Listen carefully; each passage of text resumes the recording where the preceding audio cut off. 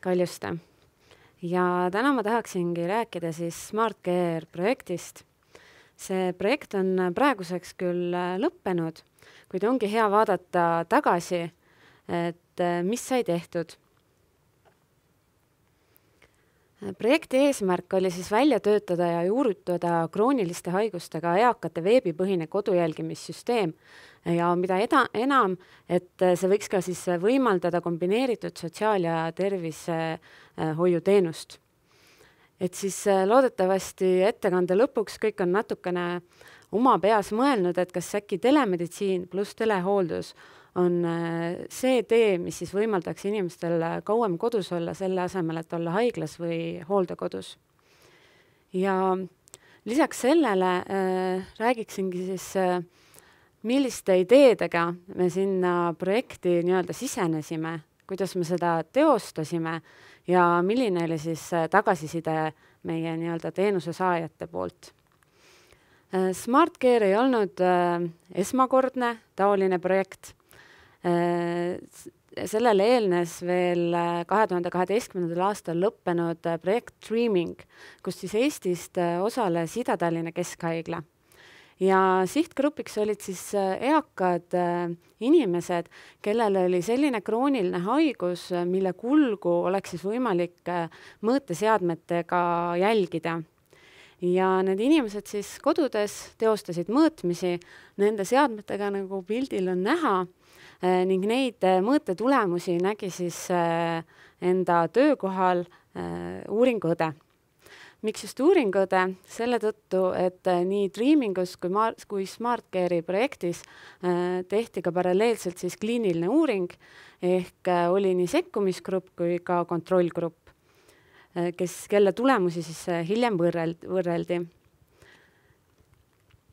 Ja kui Dreamingu eesmärk oli selline väga tugevasti telemeditsiini keskne, siis SmartCare oli laiem, et taheti ka tuua sisse sellist sotsiaalpoolt. Ja lisaks sellele, et Eestis oli Ida-Tallinna Keskhaigla, nüüd saime endale partneriks veel Tallinna Sotsiaal- ja Tervishoiuameti. Ja ka Euroopa üleselt oli siis SmartCare palju laiema kõlapinnaga kui Dreaming. Siit jätkaksin meie kolleegi härra Raivo Allevi punktidega, kes ilusasti sõnastas selle ilusa helesinise unistuse, millega me läksime siis seda projekti tegema. Tema ütles, et oleks hullult tore, kui kõik vajalik oleks kohe kõikidele ka näha, nii arstile, õele, kiirabile, hooldajale. Ja et see tehnoloogia, mida kasutatakse, ei pane inimest kiruma, vaid ja pigem mõtleb vastupidi, et jess, et ma sain mingi uue vahva vidina, et see aitab mul paremini teha enda tööd või just, et iseendast paremini aru saada. Ja et seda teenust, seda hooldust osutatakse siis ladusas koostöös, mitte killustatuna. Lisaks võiks igale inimesele läheneda individuaalselt, mitte niimoodi, et kõik saavad ühe teenuse. Alustasime siis nii-öelda lõuendist, kus siis on teenuse saaja ja tema ümber on siis tegelikult palju huvitatud osapooli, kes suhtlevad selle inimesega siis eraldi. Mõned ka kindlasti teevad koostööd, aga väga tihti on see selline mitteametlik suhtlus ja sellest ei jää ka mingeid jälgi. Mida me nüüd see SmartCare projektiga tahtsime juurde siis lisada sinna lõuendile, on see, et iga teenuse saaja saaks endale isikliku mõõtmiste plaani ja häirepiirid. Ehk siis vastavalt tema tervislikule seisukorrale saide siis kas näiteks juhendi mõõta enda vererõhku igapäevaselt või näiteks mõõta enda veresuhkru sisaldust 3 korda nädalas. Mõõtmiseks andsime neile mõõteseadmed ja ka tahvelarvuti, mis siis olid selle teenuse saaja kodus. Lisaks lisasime sinna sotsiaalvalve teenuse, mida pakkus ka enne ja pakub ka jätkuvalt hetkel Tallinnas Tallinna hoolekandekeskus. Ehk siis sellel inimesel on häirenupp, mida ta saab kanda siis kas kaelas või käe peal ning kui temaga juhtub midagi, näiteks ta kukub, just kuulasime Päästeameti ettekannet, kus räägiti, et kukkumine on väga-väga tõsine olukord ja väga tihti, mis oli 68%, juhtub seda just eakate inimestega. Ehk siis, kui inimene kukub, saab ta vajutada seda nuppu, mille peale on siis telefonikõne häirekeskusesse ja kui on mingi väga oluline selline ohtlik olukord, siis saadetakse kohale kiirabi, aga kui mitte nii oluline, siis läheb kohale sotsiaalvalvebrigaad, mis on tegelikult valves 24/7. Lisaks on neil ka inimese koduvõtmed, niimoodi, et saab ilusti ruumi sisse, et ei pea ust hakkama nüüd maha lõhkuma.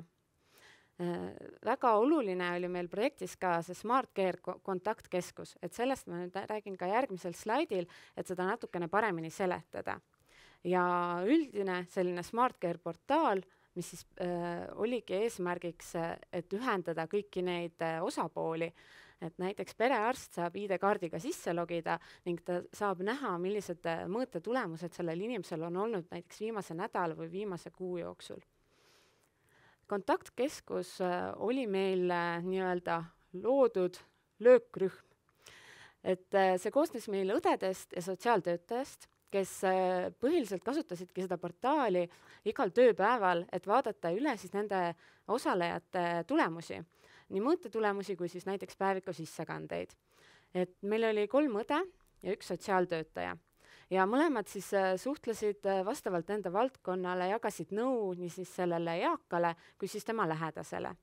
Ja nad ei olnud selle inimese jaoks võõrad, vaid nemad olidki need inimesed, kahekesti läksid selle inimese koju, viisid need seadmed, tund aega ajasid juttu, õpetasid, võib-olla jõid natukene teed, on ju, ja said siis tuttavaks. Ehk siis inimene teadis, et need, kes tema tulemusi vaatavad, ei ole mingid võõrad näod kuskil ekraani taga. Ja samuti pakkusid nad siis tehnilist abi, kui oli selline kergem probleem, nad said helistada ja nõustada. Kui oli midagi tõsisemat, näiteks oli seadmerikke vajas väljavahetamist, siis oli meil ka tehniline tugi olemas. Võtsin need elemendid, panin see meie lõuendile, sai korralikult värvilisem. Ehk siis anda selline ühine portaal, ühine kokkupuutekoht.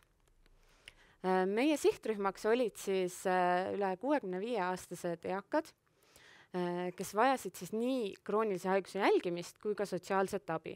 Sihtrühma suurus Tallinnas oli tol ajal 20 000 inimest, kellest meie kaasasime siis 100. Samamoodi nagu Dreamingus, pooled neist sattusid siis randomiseerimise tulemusel kontrollgruppi ja pooled sekkumisgruppi. Samuti jagasime ära nii perearsti patsiendid kui siis haiglast välja kirjutatud patsiendid. Et need, kes olid siis stabiilselt jälgitud perearsti poolt, neile siis andsime seadmed pooleks aastaks. Need, kes siis olid haiglast just välja kirjutatud, nemad vajasid siis sellist nagu lühiajalisemat jälgimist, kuid samas oli seda võimalik siis pikendada vajadusel. Millised seadmed me siis inimesele koju viisime? Kui me vaatasime seda eelmist pilti, siis oli seal lisaks mõõteseadmetele ka väga palju muud, nagu näiteks keskseade, kõlarid, internetiruuter. Nüüd mõne aastaga tegelikult jõudsime nii kaugele, et me andsime neile lihtsalt tahvelarvuti, mis tegelikult täitis kõiki neid ülesandeid ja mõõteseadmed. Lisaks veel häirenupp. Ja need mõõteseadmed ei olnud ka midagi täiesti uudset mingit juhtmetega, vaid nad nägid välja täiesti tavaliselt, nagu meil turul leidub. Ainuke asi oli see, et mõõtetulemusi edastas seade ise Bluetoothi abil siis meie tahvelarvutisse ja tahvelarvutis oli siis SIM-kaart, tänu millele me saime need nagu läbi interneti meie keskandmebaasi. Ehk siis kasutaja pidi lihtsalt tegema mõõtmisi. Lisaks tahvelarvutil oli aplikatsioon, kus oli võimalik lisada siis meeldetuletusi, vaadata päevikust erinevaid sündmusi, mis on toimunud. Osa neist läks sinna automaatselt, nagu näiteks kui oli häirenupu vajutus, siis sellest tuli kohe teavitus ka päevikusse. sai vaadata enda mõõtetulemusi nii siis graafilisel kujul kui siis tabelina, et kuidas endale paremini tundub. Lisaks kõige värskemad tulemused olid siis kohe ka esilehel. Nii. Veel üks huvitav lähenemine. Tallinlased kindlasti teavad sellist asja nagu ühiskaarti.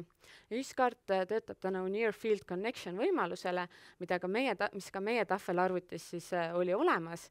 Ehk siis nii-öelda isikastatud ühiskaardiga sai inimene tulla, näiteks lähedane, puudutada lihtsalt seda tahvelarvutit, mille peale siis avanes tal hoolduskava, mida ta saab siis märkida, et mida ta tegi. Näiteks abistas toidu valmistamisel, aitas prügi välja viia või koristas. Samamoodi ka hooldustöötaja, ka neil on tegelikult täpselt samasugune kava praeguses tööpraktikas kasutuses. Kui tuli näiteks sotsiaalvalvebrigaad, siis neil on endal klassifikatsioon, kuidas nad jagavad, et kas tegu oli meditsiinilise probleemiga, kas tegu oli mingi olmeprobleemiga, psüühilise probleemiga, kas selle info oleks saanud väga kiiresti siis edastada ülejäänud huvitatud osapooltele.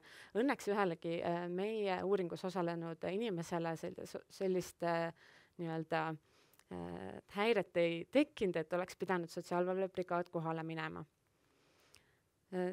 Portaal oli siis, nägi välja selline. Põhiliselt kasutasid seda siis kontaktkeskuse õed ja sotsiaaltöötaja.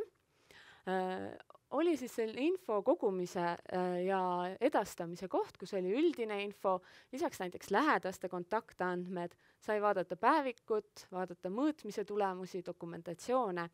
Juhuks, kui inimesel oli häirepiirid ületatud mõne mõõtmise puhul, siis sellisel juhul oli kontaktkeskusel kohe see nimi oli punane, päevikus oli näha, mis mõõtmine täpselt oli läinud üle häirepiiride ja õde sai siis otsustada, et jah, et sellega on selles mõttes korras, et see ei ole midagi sellist, mida kohe peaks mingi tegevus järgnema, ta võis näiteks helistada inimesele, konsulteerida, et võib-olla see inimene oli vahetult tulnud 5. korruselt üles ja sellepärast oligi vererõhk kõrge. Teisel juhul oli võimalus saata siis info arsti või perearsti või haiglaarsti e-mailile.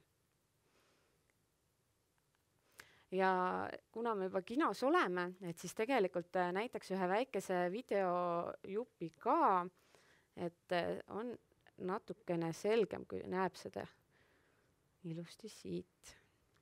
Nii. Eakamad krooniliste haigustega inimesed võiksid edaspidi tänu veebipõhisele kodujälgimissüsteemile saada kindlustunnet, et tervisenäitajate muutus on raviarstile koheselt nähtav ning kahtluse korral muudetakse kas raviplaani või lahendatakse probleem muul moel. Vererõhu ja suhkru mõõtmine käib lihtsalt ning kui tulemused saadetud, on kinnituseks häälsõnum. Vererõhu muuturi. Mõõtmine õnnestus. Ilusat päeva teile. Projekti alustades läksime kõigepealt iga patsiendi koju ja õena siis seletasime ära, kuidas antud aparaati kasutada ja kui patsient siis seda aparaati kasutab, näiteks võtame siis vererõhuaparaadi ja Viljol on ka glükomeeter ehk veresuhkruaparaat. Kui tema mõõdab, siis need andmed tulevad nii tema tahvelarvutisse väikesesse ja ka minule nii-öelda lauaarvutisse, kus ma siis töötan Ida-Tallinna Keskhaiglas. Ja päeva jooksul meil on kokku lepitud aeg, millal patsient oma vererõhu mõõdab, näiteks kell 11 ja siis mina iga päev vaatan nende patsientide nii-öelda vererõhud üle. Ja siis vastavalt sellele, millised need näidud on, kas siis kellega on vaja ühendust võtta, üks patsient on, kes vahel unustab võtmata, kohe on näha, et vererõhk on kõrgem, siis helistad, ütled, kuule, kas sa võtsid. Ehk et see on niisugune regulaarne pidev jälgimine. SmartCare portaali saab kasutada ID-kaardiga sisse logides. Enne seadmete kasutamist viiakse läbi koolitus ning instrueeritakse, kuidas käituda häireolukorras. Sellel on kaks eesmärki, et põhimõtteliselt jälgida seda, et kas sellel kodusel jälgimisel üldse mõju on, kuidas ennetab selliseid keerulisi tekkivaid olukordi ja see on ka muuhulgas on see teadusprojekt, et me jälgime siis alguses ja lõpus et kuidas need tervisenäitajad muutuvad, kas sellel oli efekti ja samal ajal on siis osa inimesi, kes neid seadmeid ei saa, nii et võrdlusgrupp ka, et siis me saame need tulemused selle projekti lõpus ja siis saame nagu midagi öelda, et oli efekti või ei ole, aga praegu võime öelda, et juba esmamulje on, et efekt on täitsa olemas. Me katsetame mitte ainult tervishoiuteenust, me katsetame ka sotsiaalabiteenuse ühismõju, et see on 2 asja üheskoos, terviseteenus ja sotsiaalteenus. Ja sotsiaalteenuse all me mõtleme siin praegu seda linna siis häireteenust, häirenuputeenust, mis on ühildatud siia sellesse telemeditsiini lahendus. SmartCare on üle-euroopaline projekt ja selle raames viiakse lisaks meile taolised uuringud läbi Itaalias, Taanis, Hispaanias, Suurbritannias, Soomes, Kreekas, Serbias ja Hollandis. Ja nüüd vaatakski siis natukene, kes need inimesed olid, kes meil osalesid ja milliste emotsioonidega nad siis meie projektist nii-öelda lahkusid. Siis meil sihtrühmas olid enamus 65–90 aastased inimesed, kes elasid üldjuhul Tallinnas, aga ka natukene selle lähiümbruses. Naisi oli natukene rohkem kui mehi, kuid mitte oluliselt. Enamus või tähendab peaaegu kõik neist kasutasid mobiiltelefoni, peaaegu pooled ka arvutit. Ja kõige levinum selline kaebus või mure, mis neil oli, et ligi 80% oli siis mure vererõhuga, mis oli siis liiga kõrge. Ja mis projekti käigus välja tuli hästi huvitav oli see, et kui me alguses mõtlesime, et et pakume nüüd kõikidele selle toreda sotsiaalvalve teenuse, et see on abiks, siis tegelikult selgus, et ainult 1/5 inimestest soovis saada sellist teenust endale. Ja põhiline põhjus oli siis see, et tegelikult inimesed olid ise väga aktiivsed, nad elasid koos abikaasaga, käisid reisimas, sõitsid autoga, et nad ei tundnud sellele tegelikult vajadust, kuigi vajadus meditsiinilisele jälgimisele siiski oli. Teine asi, mis me tuvastasime, oli see, et sotsiaalvalveteenuse oli selleks, et see sotsiaalvalvebrigaad saaks inimese koju sisse, oli vaja saada koopiat siis inimese kodu uksevõtmest. Ja see tekitas siis väga paljudel sellist vastumeelsust ja pidimegi siis ära muutma, et vastavalt vajadusele, et kes soovib, siis saab selle teenuse, kes ei soovi, ei hakanud peale suruma. Ja kui me küsisime, kui tihti nad neid mõõtmisi tegid, siis enamus tegi neid peaaegu iga päev. Et see ei võtnud kui palju aega, et tavaliselt vähem kui 10 minutit, aga ikkagi kui niimoodi mõelda, siis oli see peaaegu tund aega iga nädal. Ja mõned neist tegid seda ju tervelt pool aastat. Et seega oligi meie jaoks rõõmustav, et kui me küsisime, et kas teenus siis muutus teile koormavaks, kuna tõesti pead ju tegema neid mõõtmisi, siis 84% ütles, et ei, et sellega ei olnud mingit probleemi. Samuti öeldi, et inimesed kohanesid sellega hästi kiiresti, kuid siit nüüd toon teile ka nagu nende küsimuste vastused välja, et kui me tegelikult uurisime, et kui palju siis inimesed kasutasid neid teisi funktsioone, nagu näiteks meeldetuletus või tahvelarvuti päeviku sissekannete vaatamine või mõõtetulemuste vaatamine, siis see oli tegelikult kaduv väike protsent, kes neid tegelikult tegi ja ise jõudsime sellele järeldusele, et oleks pidanud tegema võib-olla siis 2 koolitust, et kõigepealt selline esmane ja siis hiljem selline järelkoolitus, sest et kuna ma ise käisin ka nendel inimestel kodus, aitasin neil tehniliste probleemidega, siis tihti jutu käigus, kui ma küsisin, et kas te kasutate neid, kas te vaatate päevikut või mõõtmisi, siis tihti öeldi, et aga ma ei teadnudki, et selline variant on olemas. Ehk siis ei saa nii palju infot võib-olla siis inimesele korraga ette anda ja siis oodata, et hakkabki kõike kohe kasutama. Lisaks uurisime ka häirenupu kohta ja oli natukene muret tekitav, et ainult 30% siis kandis seda häirenuppu kogu aeg endaga kaasas. Sellepärast just, et kui juhtubki midagi, siis sellest häirenupust ei ole kasu, kui ta on näiteks öökapi peal. Samas saan ka inimestest aru, kui mõnel oli see öösel näiteks peal ja sa magad, sul läheb käsi vastu padjanurka, voodinurka ja kell 4 öösel sul hakkab siis valjuhääldist kostma, et tere, et häirekeskused, kuidas saame aidata, et see võib ka ikka päris hirmutav olla. Aga sellest hoolimata ikkagi oli väga positiivne, et 90% kasutajatest soovis seda häirenuputeenust edasi kasutada ja pärast projekti lõppu, kui nad siis said sellega jätkata. Kui me ka küsisime, et kas on see mõjutanud nende vaimset heaolu, siis pooled ütlesid, et jah, et see on suurendanud nende heaolu, pooled ütlesid, et ei ole üldse mõjutanud, mis on iseenesest ka arusaadav, et see, me ei oodanudki, et kui me nüüd pool aastat teed mõõtmisi, et siis su elukvaliteet kohe hüppab nagu lakke, et see on pikem periood ja selline 3 kuud, pool aastat, et see ei ole tõesti nii suure mõjuga, aga oli väga tore tegelikult näha, et ikkagi pooled leidsid, et sellel on mingi positiivne väärtus nende jaoks. Lisaks tõin välja ka sellise nii-öelda negatiivse mõju, et küsisime, et kas see tekitas inimestes muret nende tervise pärast ja negatiivne selle tõttu, et kui ma näitasin neid ilusaid helesiniseid unistusi, siis seal kindlasti ei olnud kirjas, et me tahame nüüd inimesti hullult muretsema panna.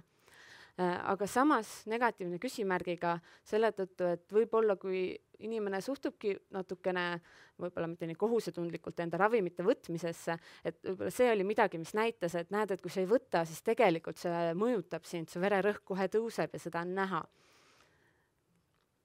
Lisaks küsisime üleüldist rahuolu. Arvan, et tulemused olid väga head, et inimesed olid teenusega rahul.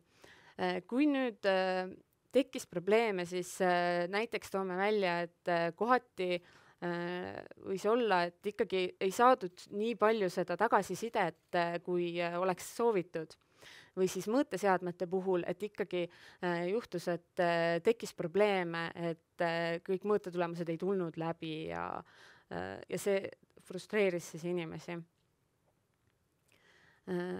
Samas ikkagi inimesed leidsid, et see oli kasulik neile ja väga paljud üle poolega sooviksid tegelikult jätkata, mis oli meile ka väga hea teada. Küsisime ka siis, et kui te ei soovi jätkata, et mis need põhjused on. Mulle väga meeldisid need põhjused, kus inimene ütles, et ta ongi nii terve, et ta ei näe selleks vajadust või et perearst juba teab kõike. See on suurepärane. Kindlasti see, kui keegi ütleb, et kohustus on juures, see on ka arusaadav, et inimesed muretsesid, et kui ma tahan suvel minna suvilasse, et mis siis saab. Aga muidugi me rahustasime maha, et ei saa midagi, et võite lihtsalt meile teada anda, et te lähete või veel parem, võtke kaasa, sest et see ei ole üldse keeruline neid seadmeid endaga kaasa võtta. Ja kindlasti öeldi ka seda, et võiks olla aparaat kasutaja sõbralikum ja teenus ei olnud veel välja kujundatud ja täiesti nõustun sellega, et see oligi selline katsetus pigem kui nii-öelda välja töötatud teenus. Ma ise tahaksin tuua nüüd välja paar sellist näidet, mis võib-olla numbritest veel enam näitab, mis selle teenuse kasutamise ajal juhtus.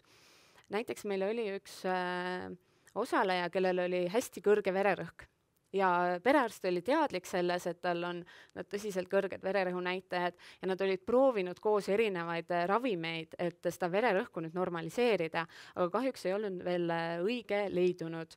Ja see daam pidi siis käima mitu korda nädalas perearsti juures lihtsalt selleks, et nüüd mõõta seda vererõhku, et vaadata, et kuidas sellega nüüd on. Ja kui nad leidsid selle õige rohu, mis mõjus, siis seda oli tegelikult ilusti näha ka perearstile sealt graafikust kui patsiendile endale. Teine nii-öelda edulugu oli siis ühest meesterahvast, kes sattus meie teenusele peale haiglast väljakirjutamist. Ja talle kirjutati siis vererõhku alandavad rohud, mis aga tegelikult mõjusid rohkem, kui arst oleks soovinud. Ja see oli siis ka koheselt näha, et midagi on korrast ära. Ja kontaktkeskuse õde märkas siis seda, kontakteerus arstiga ja arst otsustas, et vähendada siis seda ravimi võtmist poole võrra ja see vererõhk siis selle järel normaliseerus. Ehk siis selle muutmise peale läks nädal aega, mis on väga hea tulemus, sest et praegu tegelikult oleks ju läinud palju kauem, kui see inimene uuesti tuleb vastuvõtule, siis kas üldse tuleb välja see, et vererõhk on nii palju madalamaks läinud. Et meie olime igastahes väga rõõmsad selle üle. Ja ka saime lähedastelt tagasisidet, et näiteks, et ema on rahulikum, et ja sai iseenda mõõtmistulemustega hakkama üldjuhul, et see on ka väga hea ja see häirenupp on hea, kuna seda on palju lihtsam vajutada, kui hakata mobiilitelefoni peal numbreid valima. Kuigi see teine punkt on minu meelest veelgi olulisem, et ikkagi saadakse aru, et peab ise ju suhtlema ja jälgida, et see telemeditsiini ja hoolduse võimalus ei ole selleks, et asendada inimkontakti, vaid see on selleks, et seda toetada. Toongi siis välja mõned sellised murekohad, mis me tuvastasime. Osapooltel on tihti piiratud ajaressurss. Meil on erinevad infosüsteemid nii tervishoius kui sotsiaalhoolekandes ja erinevad rahastusmudelid. Kindlasti on ka ajaga kinnistunud tööprotsessid, mida on väga raske muuta ning erinevatel osapooltel on erinev valmisolek siis tehnoloogia kasutamiseks. Samuti on siis eakatel kohati selline tehnoloogia pelgus ja oli ka neid, et kes, kui midagi juhtus, siis nad olid väga häiritud sellest, et see asi ei tööta, nad ei saanud aru, miks ei tööta. Ehk siis see tehnoloogia peab olema usaldusväärne inimese jaoks, et oli ka selliseid olukordi, kus mõõdeti nii meie aparaadiga, mõõdeti koduse aparaadiga ja kui need asjad nagu ei olnud samaväärsed, et siis tekkis kohe inimeses selline hämming ja arusaamatus. Lisaks mõned tähelepanekud veel, et enda kogemustest võime öelda, et perearstide kaudu värbamine käis palju kiiremini ja palju ladusamalt, sest et perearstil olid ju need inimesed juba olemas, samas kui haiglasse sattus tihti inimesi, kes olid näiteks 50-aastased või olid nad nii väetid, et kahjuks enam koju tagasi ei läinud. Lisaks perearst on ju tuttav inimene, haiglaarst on selline ikka pigem võõras ja kui sa oled haiglaravil olnud, siis sa pigem tahadki lihtsalt ruttu koju saada ja mitte hakata mingit uute asjadega mässama. Ja kindlasti see, et need eakad, kes siis vajavad tegelikult telemeditsiini, ei pruugi samal ajal vajada telehooldust. Ehk siis tuleb leida see konkreetne sihtrühm, kes siis saaks kõige rohkem kasu sellest. Inimesed kardavad turvalisuse pärast, see tuli välja siis sellest sotsiaalvalve olukorrast ja et sotsiaalhoolekandes me avastasime, et on väga palju paberit ja meie kogemuse põhjal vähemalt esines ka selline vastupanu, et uute lahenduste rakendamiseks. Kindlasti tuleb teenuse piirid väga selgelt paika panna, et ei esineks selliseid inimestepoolseid pettumusi. Ja lõpetuseks ma arvan, et kõige suurem väärtus sellest projektist oli koostöö ja võimalus siis kasutada uusi kodukeskseid lahendusi ja mis tuli kindlasti välja, oli ka see, et sai täpsustada ravimite manustamise vajadust ja et inimesed ise õppisid ennast paremini tundma, et nad nägid, et mida üks või teine tegevus või tegemata jätmine siis võib kaasa tuua. Aitäh!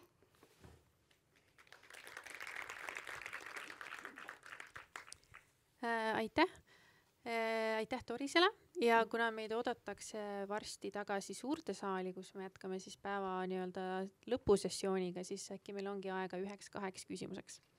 Et palun. Jah? Et ütlesid, et teil oli ka kontrollgrupp, et kas siis oli kontrollgrupil ja teisel grupil oli seal siis mingid tulemuses erinevusi? Jah. Nad olid selles mõttes, nad olid väga sarnased, kui nad alustasid seda teenust, et et seal me erinevusi ei leidnud. Aga selgus selline tõsiasi, et näiteks kontakte tervishoiuteenuse osutajaga või sotsiaalhoolekande töötajatega oli sekkumisgrupil palju rohkem kui kontrollgrupil ja see tendents ei tulnud välja ainult Eestis, vaid ka mujal piloteerimise kohtades. Et see sekkumisgrupp, ma ei tea, kas ta siis aktiveerus nii palju või miks see nii oli. Samas, kui me vaatasime, kui tihti inimesed sattusid haiglasse, siis seal erinevust ei olnud. Et just suurenes see kontakteerumine nii telefoni teel, e-maili teel, kui jah, see.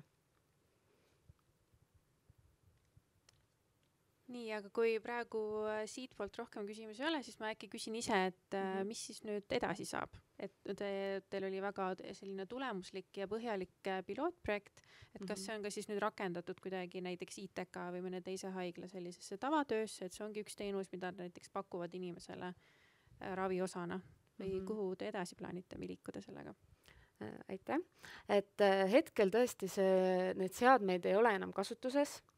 Et kindlasti on siin palju takistusi, mis tuleb ületada, aga ma arvan, et see põhiväärtus oligi see, et me saime selle läbi teha, meil on nüüd see teadmine olemas, ehk siis kui kellelgi on huvi millegi sellisega jätkata, siis kindlasti võib meie juurde tulla, me jagame enda teadmisi ja kogemusi ja ma arvan, et see peabki olema selline järk-järguline nii-öelda tutvustamine ühiskonnale, et me ei ole valmis seda niimoodi hops üle võtma. Selge, aga suur tänu Dorisele, teeme väikse aplausi ka. Ja mina omalt poolt tänan teid kõik, et osalesite meie tänasel sessioonil.